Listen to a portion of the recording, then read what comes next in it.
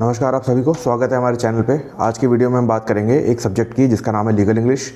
Legal English की unit 1 discuss करने वाले हैं। यूनिट 1 के अगर आप सिलेबस को देखेंगे तो सबसे पहले आता है reading comprehension of general and legal text. तो इसका मतलब क्या हुआ कि कॉम्प्रीहेंशन जो यूज़ हो रहे हैं जनरल टेक्स्ट और लीगल टेक्स्ट में, तो ये आपके एग्जाम पॉइंट ऑफ व्यू से बहुत कम रेलेवेंट है, तो इसलिए और इसमें डिस्कशन करने के लिए भी कुछ ऐसी खास बात नहीं है। सेकेंड आता है आपका पैराग्राफ फॉर्मेशन एंड प्रेसी राइटिंग। तो पैराग्राफ राइटिंग और प्रेसी राइटिंग ये इंपॉर्टेंट है आपके लिए, जो कि आपके एग्जाम्स में आ सकता है। सेकंड आपका एब्स्ट्रैक्ट राइटिंग है, एब्स्ट्रैक्ट राइटिंग भी इंपॉर्टेंट है। उसके बाद नोट टेकिंग, ये हम डिस्कस नहीं करने वाले क्योंकि नोट टेकिंग का कोई भी फॉर्मेट नहीं होता या कोई भी स्पेसिफिक कैलकुलेशन वाला कोई फार्मूला नहीं है, तो जिसमें हम कोई भी डिस्कशन नहीं कर सकते। उसके बाद drafting of reports and projects, ये हम कर सकते हैं। ड्राफ्टिंग ऑफ रिपोर्ट्स के लिए एक बेसिक फॉर्मेट होता है, किस तरीके से रिपोर्ट्स को ड्राफ्ट किया जाता है, वो चीज़ हम डिस्कस करेंगे। और लास्ट में आता है पिटीशन राइटिंग, ये है सबसे इंपॉर्टेंट। ये डिटेल में आप लोगों को पता होना चाहिए, ना सिर्फ सिलेबस के पॉइंट ऑफ व्यू से, बल्कि आप कल को प्रैक्टिस करेंगे तो इसलिए भी आपको ये डिटेल में पता होना चाहिए। सबसे पहले बात करते हैं प्रेसी राइटिंग की। प्रेसी राइटिंग कहाँ पर यूज़ होती है और प्रेसी राइटिंग कैसे होती है, उसके पहले मैं आपको बता दूँ कि प्रेसी राइटिंग हम करते किस चीज़ की है। एक पैराग्राफ मेंशन होता है आपके क्वेश्चन पेपर में, आपके सामने एक पैराग्राफ होगा। उस पैराग्राफ को आप पढ़ोगे और उसके अंदर, हर पैराग्राफ के अंदर एक इंपॉर्टेंट इन्फॉर्मेशन होती है। उन इंपॉर्टेंट इन्फॉर्मेशन को आप अंडरलाइन करने वाले हो। उस इंपॉर्टेंट इन्फॉर्मेशन को आप न्यू सेंटेंसेस को फ्रेम करके प्रेसी फॉर्म करते हो। इसमें इंपॉर्टेंट चीज़ ये है कि जो पैराग्राफ की लेंथ होती है वो ज़्यादा होती है एज़ कम्पेयर टू प्रेसी। तो मतलब जो आप प्रेसी लिखोगे तो ऐसा आपको करना है कि सारी उसके अंदर जो भी इंपॉर्टेंट पॉइंट्स हैं, उस पैराग्राफ के अंदर जो भी इंपॉर्टेंट रेलेवेंट इन्फॉर्मेशन है वो सारी आपकी प्रेसी के अंदर होनी चाहिए। बट प्रेसी शॉर्ट एंड कंपोजिट होना चाहिए, paragraph long and elaborated form में होता है। ठीक है, तो सबसे पहले प्रेसी राइटिंग में लेंथ ऑफ प्रेसी में अगर हम बात करें तो बहुत ज़्यादा बड़ा नहीं होना चाहिए प्रेसी। ठीक है, do not write a lengthy précis. In most cases the number of words must be 1/3 of the word count of the passage. अगर आपको पैराग्राफ दिया है 30 वर्ड्स का, आपका प्रेसी अराउंड 10 वर्ड्स का होना चाहिए। तो ये चीज़ आपको ध्यान रखनी है, ये कोई फॉर्मूला नहीं है, ये एक आपको रफ एस्टिमेट का कैलकुलेशन बता दिया गया। 1/3 से ज़्यादा मत करिएगा, कोशिश ऐसी करिएगा। बाकी अगर आपको ऐसा लगता है कि कोई भी ऐसी रेलेवेंट इन्फॉर्मेशन है जो कि 1/3 के फॉर्मूले को एक्सीड कर रही है, बट वो ज़रूरी है एक प्रेसी को कंप्लीट करने के लिए, तो आप उस केस में 1/3 के क्राइटेरिया को एक्सीड कर सकते हैं।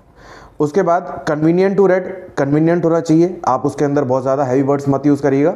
मतलब ऐसा आपका प्रेसी होना चाहिए कि उसके जो सेंटेंसेस फ्रेम आप करेंगे वो आपस में रेलेवेंट लगे, कन्वीनियंट लगे। उसके बाद cover all the essential points, जो पैराग्राफ के अंदर आपके एसेंशियल पॉइंट्स हैं, प्रेसी भी उसको कवर करेगा। ऐसा कोई भी पॉइंट मिस नहीं होना चाहिए। जैसे सपोज कोई भी पैराग्राफ जिसमें आपकी डेट्स मेंशन है, टाइम मेंशन है, तो आपके प्रेसी में भी वो होनी चाहिए। उसके बाद आपका मस्ट बी कोहेरेंट, मतलब जो भी इंपॉर्टेंट टर्म्स पैसेज में यूज़ हुई हैं वो सारी प्रेसी में आनी चाहिए। ठीक है, उसके बाद नेक्स्ट है आपका यूज़ एंड एप्रोप्रिएट टाइटल। हम लोग पहले पैसेज को पढ़ेंगे, पैराग्राफ को पढ़ने के बाद हम उसके लिए एक टाइटल सोचेंगे, और जब प्रेसी को हम फॉर्म करेंगे तो उसको हम एक टाइटल भी देंगे अकॉर्डिंग टू दैट पैराग्राफ और अकॉर्डिंग टू दैट इंफॉर्मेशन। उसके बाद details in precis must match the details in passage. जो पैसेज में डिटेल्स होंगी वही प्रेसी में डिटेल्स होंगी, आप एडिशनल कुछ नहीं डाल सकते। रूल्स ऑफ प्रेसी, मतलब सबसे पहले आपको कॉम्प्रिहेंशन पढ़ना है ढंग से, जो आपको पैराग्राफ दिया हुआ है वो आपको पढ़ना है। एरर्स नहीं होने चाहिए, इंपॉर्टेंट पॉइंट्स को नोट डाउन कर लीजिए, अंडरलाइन कर लीजिए, रफ ड्राफ्ट बना लीजिए फेयर ड्राफ्ट बनाने से पहले। उसके बाद सिंपल और प्रिसाइज लैंग्वेज को यूज़ करना है। उसके बाद फाइनल ड्राफ्ट तैयार करना है। अब ये सामने आपका एग्जाम्पल है प्रेसी राइटिंग के लिए, ये एग्जाम्पल है, इसमें आप ये देख लीजिए, ये आप अपनी प्रैक्टिस के लिए यूज़ कर सकते हैं। पैसेज में इन्फॉर्मेशन देने के बाद इसमें आप इंपॉर्टेंट वर्ड्स को अंडरलाइन कर लेंगे और फिर ये आपका सैम्पल प्रेसी है। ठीक है, तो इस तरीके से आपका प्रेसी राइटिंग कंप्लीट हो गया। उसके बाद नेक्स्ट है आपका एब्स्ट्रैक्ट। एब्स्ट्रैक्ट कहाँ पे लिखते हैं? जब भी आप लोगों को एक कॉन्सेप्ट बता दूं मैं, एक रिसर्च पेपर हम लोग लिखते हैं। रिसर्च पेपर लिखने का मतलब ये हुआ कि कोई भी रिसर्च आप कंडक्ट करने वाले हैं। तो जब भी आप रिसर्च पेपर लिखने या रिसर्च की बात करते हैं, सबसे पहले एक आप ड्राफ्ट बनाते हैं। रफ ड्राफ्ट बनाते हैं जिसमें आप मोटा मोटा रिसर्च पेपर में आपका क्या क्या होने वाला है वो चीज़ लिखते हैं, मतलब एक स्कोप ऑफ रिसर्च की आपकी जो रिसर्च है वो किस स्कोप तक रहने वाली है। उस स्कोप को लिखने के बाद जिसमें आपके रिसर्च पॉइंट्स आते हैं, रिसर्च प्रॉब्लम आती है, रिसर्च मेथडोलॉजी आती है, रिसर्च टॉपिक आता है, रिसर्च प्रॉब्लम आती है, लिटरेचर रिव्यू आता है, आपके हाइपोथेसिस आते हैं, ये सारे आप बेसिक पॉइंट्स बनाते हैं रिसर्च करने से पहले। उसके बाद आपका जब रिसर्च का बेसिक तैयार हो जाता है, बेसिक फ्रेम तैयार हो जाता है, तब आप लिखते हैं उसका एब्स्ट्रैक्ट। एब्स्ट्रैक्ट लिखने का पॉइंट ये होता है कि आप सामने वाला, मतलब जो पर्सन आपका एब्स्ट्रैक्ट पढ़ने वाला है, उसको आप ये बताते हैं कि आपकी रिसर्च में कौन सी चीज़ें इंक्लूडेड होने वाली हैं और कौन सी चीज़ें नहीं। देखिए, रिसर्च बहुत सारी होती हैं, बट हर रिसर्च आपके लिए रेलेवेंट हो ये ज़रूरी तो नहीं है। रिसर्च पेपर क्या होता है, एक पूरी रिसर्च कंडक्ट होने के बाद एक हम पेपर लिखते हैं जिसका एनालिसिस होता है, वो रिसर्च पेपर होता है। रिसर्च पेपर को पढ़ने के लिए पूरा टाइम डिवोशन करना पड़ता है। तो कोई भी पर्सन आपका रिसर्च पेपर कब पढ़ेगा, तो वो तब पढ़ेगा जब उसको कंफर्म होगा कि जो आपकी रिसर्च है, जो आपने रिसर्च कंडक्ट करी है, वो इसके लिए रेलेवेंट है या नहीं है। जब वो उसको पता होगा कि वो उसके लिए रेलेवेंट है, तो ही वो आपका रिसर्च पेपर पढ़ेगा। तो एब्स्ट्रैक्ट का मतलब ये होता है कि आपके रिसर्च पेपर में कौन कौन से पार्ट्स इंक्लूडेड हैं, आपका टॉपिक क्या है, आपकी प्रॉब्लम्स क्या है, आपने कौन से लिटरेचर को रिव्यू किया है, तो ये सारी चीज़ें आप एब्स्ट्रैक्ट में मेंशन करते हो।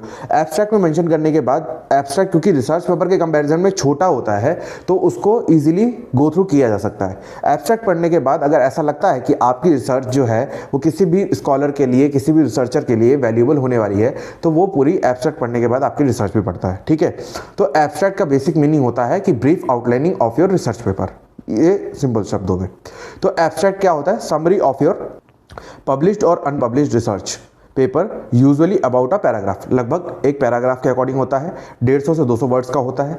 उसके बाद अब वेल रिटन एब्स्ट्रैक्ट सर्व मल्टीपर्पसेस, क्या क्या पर्पस होते हैं। सबसे पहले let's the reader get the gist और एसेंस ऑफ योर पेपर। आपके जो भी पर्सन जो इंटरेस्टेड होगा आपका रिसर्च पेपर पढ़ने के लिए, सबसे पहले आपका एब्स्ट्रैक्ट पढ़ेगा ताकि उसको जिस्ट और एसेंस ऑफ योर पेपर पता लग जाए। उसके बाद second, abstract prepares readers to follow detailed information, analysis and arguments in your full paper. मतलब आपने कौन कौन सी इन्फॉर्मेशन को यूज़ किया है, कौन कौन से एनालिसिस को यूज़ किया है, कौन कौन सी आर्गुमेंट्स, आपके प्रोज एंड कॉन्स पेपर में क्या मेंशन है किसी भी टॉपिक को लेके, वो सारी चीज़ें आपके एब्स्ट्रैक्ट का पता लग जाते हैं। उसके बाद helps the reader to remember key points from your paper. आपके पेपर में जो भी की पॉइंट्स हैं, जैसे आपने अभी प्रेसी को समझा, तो प्रेसी एक हम पैराग्राफ के लिए लिखते हैं, वैसे ही एब्स्ट्रैक्ट होता है जो कि हम रिसर्च पेपर के लिए लिखते हैं। ठीक है, तो ये एब्स्ट्रैक्ट हो गया आपका। उसके बाद हम बात करते हैं रिपोर्ट राइटिंग की। रिपोर्ट राइटिंग में कोई भी एक स्ट्रक्चर नहीं होता, एक फॉर्मूला नहीं होता। तो रिपोर्ट, कई सारी रिपोर्ट्स को रेफर करके मैंने एक जिस्ट बनाई है कि एक रिपोर्ट को एक बेटर क्वालिटी, एक अंडरस्टैंडेबल रिपोर्ट को किस तरीके से होना चाहिए। तो एक अंडरस्टैंडेबल रिपोर्ट का स्ट्रक्चराइजेशन कुछ इस तरीके से होना चाहिए। सबसे पहले टाइटल आएगा उसका, उसके बाद उस रिपोर्ट का जो टाइटल है उससे रिलेटेड इंट्रोडक्शन की, वो क्या इंट्रोड्यूस करना चाहते हैं आप उसके अंदर, उस टॉपिक का बेसिक इंट्रोडक्शन क्या है। नेक्स्ट आता है डेफिनेशन और स्कोप, जो आपने टॉपिक रिपोर्ट के लिए लिया है उसका क्या, उसमें कुछ डेफिनेशन या स्कोप इंक्लूडेड है उसके अंदर। उसके बाद उसकी लीगल इंप्लीकेशंस, अगर रेफरेंसेज हैं तो वो भी डालेंगे, जैसे कोई सेक्शन इन्वॉल्व हैं या कोई भी केस लॉज का रेफरेंस आपने लिया है तो वो डालेंगे। उसके बाद केस लॉज एंड साइटेशंस, जो केस लॉज आपने रेफरेंस में दिए हैं उसका साइटेशंस वगैरह आप डालेंगे। उसके बाद टिप्स, अगर कोई टिप्स आप देना चाहते हैं, और फिर लास्ट में आपका कंक्लूजन। ये आपका मैंडेटरी नहीं होता, ये आपका ऑप्शनल होता है अगर आप कुछ टिप्स देना चाहते हैं तो नेक्स्ट आपको एक मैं बेसिक रिपोर्ट का ड्राफ्ट दिखा देता हूँ। तो सबसे पहले रिपोर्ट का एक आपको एग्जांपल दिखा देता हूँ। सबसे पहले आपका टाइटल आएगा report on the abuse of process of law. ये प्रोसेस ऑफ लॉ की एक रिपोर्ट है। ठीक है, इसमें सबसे पहले आपका इंट्रोडक्शन, जो आपको मैंने बताया था, तो इस तरीके से आप इसका इंट्रोडक्शन पार्ट लिखोगे। ठीक है, उसके बाद नेक्स्ट चलेंगे, डेफिनेशन एंड स्कोप की बात आई थी। नेक्स्ट डेफिनेशन एंड स्कोप में लिखोगे आप अब्यूज ऑफ प्रोसेस क्या होता है, डेफिनेशन उसकी क्या है। कॉमन मैनिफेस्टेशंस लिखेंगे आप। कॉमन मैनिफेस्टेशन में vexatious litigation, delaying tactics, coercive actions, malicious prosecution, ये सारी चीज़ें आप डेफिनेशन एंड स्कोप में लिखेंगे। सबसे पहले डेफिनेशन ये हो गया और स्कोप आपका ये हो गया। उसके बाद next legal implications. Legal implications जो आपकी हेडिंग थी, क्योंकि आप लीगल रिपोर्ट की बात करें तो यहाँ पे लीगल इंप्लीकेशंस भी आएंगे। तो लीगल इंप्लीकेशन में सबसे पहले आपको लिखना है कि क्या लीगल इंप्लीकेशंस है, आप कोर्ट क्या प्रोसेस फॉलो कर सकता है, आप रेमेडीज़ कौन सी हैं, सैंक्शंस कौन से हैं, आप कोर्ट के पास क्या पावर्स हैं कंटेम्प्ट लगाने का, इंजंक्शन क्लेम करने का, जुडिशियल डिस्क्रिशन क्या हो सकता है, कैसे हो सकता है, ये सारी आपकी लीगल इंप्लीकेशंस है। ये आपके टाइटल टू टाइटल डिफर करती है। अगर आप मान लीजिए किसी और चीज़ पर रिपोर्ट बनाते हैं तो वहाँ पर लीगल इंप्लीकेशंस कुछ और हो जाएंगी। उसके बाद केस स्टडीज़, जो आपने case law oblique case laws डालने हैं यहाँ पे, ऑब्लिक रेफरेंसेस। ठीक है, तो ये चीज़ आप यहाँ पे लिख दें। उसके बाद सेकंड एग्जांपल है आपका डिलेइंग टैक्टिक्स में आपने स्मिथ वर्सेस जोन्स का केस लिख दिया और ये आपकी डिटेल्स और फैक्ट्स लिख दिए आपने। ठीक है, तो ये आपका बेसिक फॉर्मेट हो गया रिपोर्ट राइटिंग का। उसके बाद प्रिवेंशन एंड मिटिगेशन, आपका प्रिवेंशन वही जो टिप्स वाली बात थी, तो ये टिप्स हो गया। रोल ऑफ लीगल प्रोफेशनल्स, आपका एडवोकेट्स का रोल, जुडिशियल ओवरसाइट का रोल, लेजिस्लेटिव मेजर्स का रोल। ये आपने 3 सब हेडिंग्स बना के इस तरीके से कंक्लूड कर दिया। उसके बाद आपका लास्ट टॉपिक आता है जो है पिटीशन राइटिंग। पिटीशन राइटिंग का ये एक फॉर्मेट है जो मैंने सुप्रीम कोर्ट ऑफ इंडिया की वेबसाइट से निकाला हुआ है। ये फॉर्मेट आप सबसे पहले देखेंगे। सबसे पहले तो मैं आपको पिटीशन राइटिंग में बता दूं कि हम पिटीशन फाइल करते हैं या तो आर्टिकल 32 के अंदर या फिर हम फाइल करते हैं आर्टिकल 226 के अंदर। ठीक है, आर्टिकल 32 के अंदर फाइल हम करते हैं सुप्रीम कोर्ट में और आर्टिकल 226 में हम फाइल करते हैं हाई कोर्ट में। ठीक है, सबसे पहले आपको बता दूं कि जो पिटीशंस होती हैं वो बेसिकली 5 टाइप्स की होती हैं, मगर ये 5 टाइप्स एग्जॉस्टिव नहीं है। अगर आप आर्टिकल 32 की लैंग्वेज पढ़ेंगे तो सबसे पहले आपको पता लगेगा कि उसमें एक वर्ड लिखा है इंक्लूडिंग। इंक्लूडिंग का मीनिंग होता है कि ये जो 5 टाइप्स उसके अंदर मेंशन है वो तो है ही, प्लस अगर और कोई भी आएगी तो वो भी 32 में इंक्लूडेड होगी। सबसे पहले आती है इसमें हैबियस कॉर्पस की, सेकंड पिटीशन होती है आपकी मैंडेमस, थर्ड होती है आपकी सर्चियोरारी, फोर्थ होती है आपकी क्यो वारंटो, फिफ्थ होती है आपकी प्रोहिबिशन। ठीक है, तो ये आपकी 5 टाइप की पिटीशंस होती हैं। अब आप आर्टिकल 32 को एक बार रेफर कर लेंगे तो आपको पता लग जाएगा। हैबियस कॉर्पस में हम कहते हैं प्रोड्यूस द बॉडी, मतलब कोई भी अगर पर्सन मिसिंग है या पुलिस वालों ने अरेस्ट किया, प्रॉपर प्रोसेस फॉलो नहीं किया तो हम हैबियस कॉर्पस की रेट लगाएंगे। सेकंड आती है आपकी मैंडेमस। मैंडेमस में होता है वी कमांड, मतलब हम ऑर्डर दे रहे हैं, वी कमांड। मैंडेमस मैं बोल रहा हूँ, कमांड। ठीक है, सर्चियोरारी में आपका कोर्ट्स को, सर्चियोरारी और प्रोहिबिशन 2 ऐसी पिटीशंस होती हैं जिसमें एक में आप कोर्ट के पास जाते हैं, हाई कोर्ट या सुप्रीम कोर्ट के पास, जहां पे डिस्ट्रिक्ट कोर्ट ने या कोई भी क्वासी जुडिशियल अथॉरिटी ने अपनी पावर को एक्सीड किया होता है। एक में आप जाते हो और बोलते हो कि पावर एक्सीड करने वाला है और एक में आप बोलते हो कि कर चुका है। ठीक है, तो दोनों ही टाइप्स की पिटीशन में आप जाते हो और आप एक में बोलते हो कि उसको करने से रोको और एक में बोलोगे कि वो एक्सीड कर चुका है तो उसके एग्जीक्यूशन को रोको, एग्जीक्यूशन को रोको, कि उसकी एक्सीडेड पावर को आप एग्जीक्यूट मत होने दो। ठीक है, तो अब आप लोग ये कमेंट सेक्शन में बताएंगे मुझे कि कौन सी चीज़ किस में होती है, किस में हम गोइंग टू में बोलते हैं और किस में हम एक्सीडेड में बोलते हैं। ठीक है, उसके बाद लास्ट आपका आता है क्यों वारंटो। क्यों वारंटो मतलब क्यों बैठे हो, आपको याद करने की टेक्निक बता रहा हूँ। क्यों बैठे हो, बाय व्हाट वारंट, क्यों बैठे हो, बाय व्हाट वारंट। ठीक है, तो मतलब आपने कोई भी सीट होल्ड कर रखी है तो किस वारंट के थ्रू होल्ड कर रखी है। तो सबसे पहले आप इसका जो फॉर्मेट है उसके बारे में डिस्कशन कर लेते हैं। सबसे पहले आप जाओगे in the supreme court of India. यहाँ पे अगर आप आर्टिकल 232 में जा रहे हो, 32 में, आर्टिकल 32 कॉन्स्टिट्यूशन ऑफ इंडिया में जा रहे हो तो सुप्रीम कोर्ट ऑफ इंडिया आएगा। अगर आप 226 में जा रहे हो तो हाई कोर्ट ऑफ स्टेट, मान लीजिए UP, high court of UP. ठीक है, उसके बाद original jurisdiction, civil writ petition number. यहाँ पे आप डैश छोड़ोगे। डैश क्यों छोड़ोगे, क्योंकि जब भी आप पिटीशन फाइल करते हो तो आपको नहीं पता होता कि आप मान लीजिए 24 में आपने पिटीशन फाइल करी तो उस 24 में आपके पिटीशन के फाइल होने तक कितनी पिटीशन ऑलरेडी फाइल हो चुकी हैं आपको नहीं पता होता, इसलिए आप डैश छोड़ के सबमिट करते हो। डैश छोड़ने का मतलब ये हुआ जब आप पिटीशन को सबमिट करोगे तो जो रजिस्ट्रार होगा जिसको आप सबमिट करोगे वो यहाँ पे अपने जितनी पिटीशन फाइल हो चुकी होंगी उसके बाद आपका कौन सा नंबर है यहाँ पे वो खुद मेंशन करता है। उसके बाद सिविल है कि क्रिमिनल है ये आपको क्वेश्चन के ऊपर डिपेंड करता है। अगर सिविल है तो सिविल, यहाँ पे अगर क्रिमिनल है तो criminal writ petition. In the matter of, यहाँ पे ये फॉर्मेट में आप समझ लीजिए कि अगर ए और बी के बीच में केस है तो वहाँ पे ए और बी आपको इस तरीके से लिखना है कि ये जो गैप हो दोनों का ये सेम रहे और डॉट डॉट डॉट 3 डॉट लगा के पिटिशनर, 3 डॉट लगा के रिस्पॉन्डेंट और बीच में वर्सेस। ठीक है, ये आपको लिखना है। उसके बाद petition under article so and so of constitution of India for issuance of a writ in the nature of dash under article 32 of the constitution of India. अगर सुप्रीम कोर्ट ऑफ इंडिया जा रहे हो तो under article यहाँ पे भी 32 आएगा और यहाँ पे भी 32 आएगा, यहाँ पे 32 और यहाँ पे भी 32। और अगर आप नेचर की बात करोगे तो नेचर आपको लिखना है वो जो 5 टाइप जो मैंने अभी 5 टाइप्स आपको बताए हैं, 5 टाइप्स जो मैंने आपको बताए हैं, habeas corpus, mandamus, quo warranto, certiorari and prohibition. ये 5 में से आप कौन सा यूज़ करने जा रहे हो वो यहाँ पे लिखोगे। अब मान लीजिए हैबियस कॉर्पस का है तो आप हैबियस कॉर्पस यहाँ पे, हाँ शॉर्ट फॉर्म में नहीं लिखना है, हैबियस कॉर्पस आप फुल फॉर्म में यहाँ लिखोगे। उसके बाद आएगा नेक्स्ट आपका, ये बेसिक फॉर्मेट है, आपको एज इट इज़ लिखना है कि the honourable chief justice of India, हाँ अगर सुप्रीम कोर्ट है तो chief justice of India and is companion justice of supreme court of India the humble petition of the petitioner above named. ठीक है, petitioner above named मतलब ये ए। तो आपको सबसे पहली बात यहाँ पे ये समझनी है कि अगर ये सुप्रीम कोर्ट ऑफ इंडिया में जा रहे हो तो एज इट इज़ आएगा। अगर आप हाई कोर्ट जा रहे हो तो यहाँ पे high court chief justice of India नहीं आएगा, chief justice of high court आएगा। सपोज आप यूपी गए तो लखनऊ ऑब्लिक इलाहाबाद। ठीक है, तो आप जिस भी कोर्ट में जा रहे हो वहाँ पे। अच्छा, यूपी का मैटर ऐसा है कि यहाँ पे चीफ जस्टिस एक ही है यूपी का, वो कभी इलाहाबाद में बैठते हैं मैक्सिमम टाइम्स और कभी वो लखनऊ में बैठते हैं। ठीक है, तो आप chief justice of Allahabad high court, ठीक है, और वहाँ पे यूपी ऐसे लिखेंगे। फिर आगे लिखेंगे लखनऊ बेंच, अगर आप लखनऊ में रेफर कर रहे हो तो। ठीक है, लखनऊ बेंच। उसके बाद honourable companion justice of supreme court की जगह हाई कोर्ट ऑफ लखनऊ या इलाहाबाद, जहाँ भी आप लिख रहे हैं। The humble petition of the petitioner above named. उसके बाद मोस्ट रिस्पेक्टफुली शो इट। सबसे पहले फैक्ट्स ऑफ द केस आते हैं कि फैक्ट्स क्या हैं, जिसमें आपका बेसिक इंट्रोडक्शन पार्ट आता है पिटिशनर और रिस्पोंडेंट का। वो इंट्रोडक्शन के बाद आप क्वेश्चन ऑफ लॉ, अगर कोई क्वेश्चन ऑफ लॉ है तो वो डालोगे, कौन कौन से लॉ वायलेट हुए, क्वेश्चन ऑफ लॉ डाल दिया। उसके बाद आपने ग्राउंड्स बताए, किन ग्राउंड्स पे आप ये कह रहे हो कि कौन से लॉ आपके वायलेट हुए। जैसे मान लीजिए आपका आर्टिकल 21 वायलेट हुआ और आप सुप्रीम कोर्ट गए, तो आप सबसे पहले तो ग्राउंड्स बताओगे कि किन ग्राउंड्स पे आप ये बात कह रहे हो कि आपका आर्टिकल 21 वायलेट हुआ। वो ग्राउंड्स आपके ज़्यादातर प्रैक्टिकल क्वेश्चंस के अंदर क्वेश्चन में मैंशन होते हैं। उसके बाद लास्ट है आपका अवेयरमेंट्स, अगर कोई और अवेयरमेंट्स हैं जो सर्कमस्टांशियल हैं वो यहाँ पे आप मेंशन करोगे।